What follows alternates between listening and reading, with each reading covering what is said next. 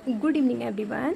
आज हम UGC net और केवीएस की दृष्टि से जो है महत्वपूर्ण टॉपिक सामवेद, यजुर्वेद और अथर्ववेद का अध्ययन करेंगे। जैसा कि हम पिछले वीडियो में वेदों की परिभाषा और ऋग्वेद को कंप्लीट कर चुके हैं। आगे हम सामवेद, यजुर्वेद और अथर्ववेद को कंप्लीट करेंगे। तो सामवेद के बारे में हम कुछ महत्वपूर्ण फैक्ट्स को जानेंगे जो यूजीसी और केवीएस के एग्जाम की दृष्टि से बहुत महत्वपूर्ण है। तो सामवेद जो है साम शब्द से बना हुआ है, जिसका अर्थ है गान या गायन।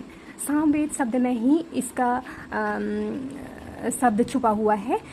तो अगर एग्जाम में कभी क्वेश्चन पूछा जाता है तो सामवेद किस शब्द से बना हुआ है, तो सामवेद जो है साम शब्द से बना हुआ है, जिसका अर्थ है गान या गायन। आगे हम देखें तो सामवेद में कुछ कुल मंत्रों की संख्या जो है 1549 है। और जो सामवेद है वो ऋग्वेद का सबसे महत्वपूर्ण वेद, सामवेद जो है ऋग्वेद का महत्वपूर्ण अंग माना जाता है। और सामवेद को भारतीय संगीत का जनक के नाम से जाना जाता है। और ये भी क्वेश्चन पूछा जाता है कि संगीत के जनक के नाम से कौन सा वेद जाना जाता है, तो हमारा आंसर रहेगा सामवेद।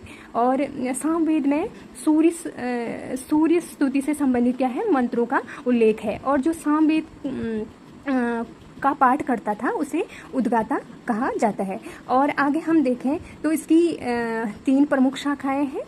पहली है कौमुद, दूसरा है राणायनी, तीसरा है जैमिनी। आगे हम देखें तो सामवेद के 2 ब्राह्मण ग्रंथ हैं। एक का नाम है तांड्य और दूसरा है जैमिनी। तांड्य ब्राह्मण जो है बहुत बड़ा ब्राह्मण है और इसे महाब्राह्मण भी कहते हैं। यह जो है 25 अध्यायों में डिवाइडेड है। आगे हम देखें तो सामवेद के उपनिषद हैं। उपनिषद पहला है छांदोग्य उपनिषद, दूसरा है जैमिनी। छांदोग्य उपनिषद जो है सबसे प्राचीन उपनिषद माना जाता है और इसमें देवकी पुत्र कृष्ण का क्या है उल्लेख मिलता है। कभी कभी क्वेश्चन पूछा जाता है कि छांदोग्य उपनिषद में किसका उल्लेख मिलता है, तो हमारा आंसर रहेगा देवकी पुत्र कृष्ण का इसमें क्या मिलता है, उल्लेख मिलता है।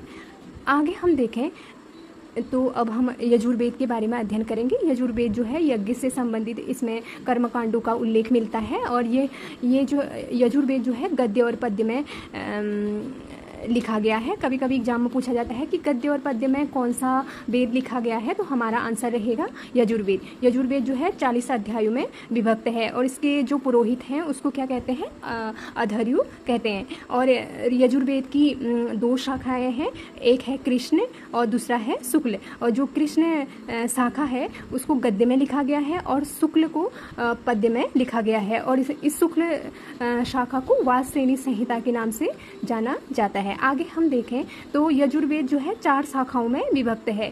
पहला है काठक संहिता, दूसरा है कपिस्थल संहिता, तीसरा है मैत्री संहिता, चौथा है तैत्तिरीय संहिता। और मैं बताना चाहूँगी कि यजुर्वेद के अरण्यक भी हैं। और पहला है बृहदारण्य, दूसरा है तैत्तिरीय, तीसरा है शतपथ। नेक्स्ट है अथर्ववेद। अथर्ववेद में जादू, वशीकरण और तंत्र मंत्र का उल्लेख मिलता है। कभी कभी क्वेश्चन मिलता है कि जादू और वशीकरण से संबंधित कौन सा वेद माना जाता है, तो हमारा आंसर रहेगा अथर्ववेद। अथर्ववेद जो है सबसे नवीनतम वेद माना जाता है और अथर्वा ऋषि के नाम पर ही इस वेद का नाम अथर्ववेद पड़ा। और मैं बताना चाहूँगी कि जो अंगिरस ऋषि थे उनके नाम पर इसका नाम जो है अथर्वा ग्रीस इसका नाम पड़ा था। और आगे मैं बताना चाहूँगी कि अथर्व शब्द जो है अथर और वाणी शब्दों के संयोजन से बना हुआ है। इसका तात्पर्य है जादू टोना। और नेक्स्ट मैं जानकारी दूंगी कि जो अथर्ववेद है, अथर्ववेद में कुल मंत्रों की संख्या जो है 6000 है। और इसे चिकित्सा शास्त्र का जनक भी कहा जाता है। कभी कभी एग्जाम में पूछा जाता है कि चिकित्सा शास्त्र का जनक के नाम से कौन सा वेद जाना जाता है, तो हमारा आंसर रहेगा अथर्ववेद। और इसमें जो है कुल मंत्रों की संख्या कितनी है, 731 और इसमें जो अध्याय हैं 20 हैं और इसका एक ब्राह्मण ग्रंथ है जिसे गोपद कहा गया है। और नेक्स्ट हमारा पॉइंट है कि मुंडकोपनिषद में सत्यमेव जयते और यज्ञों को टूटी फूटी नौकाओं के समान माना गया है। और अथर्ववेद का कोई अरण्यक नहीं है और इसका एकमात्र ब्राह्मण ग्रंथ गोपद है जिसे गोपद ऋषि ने संकलित किया था।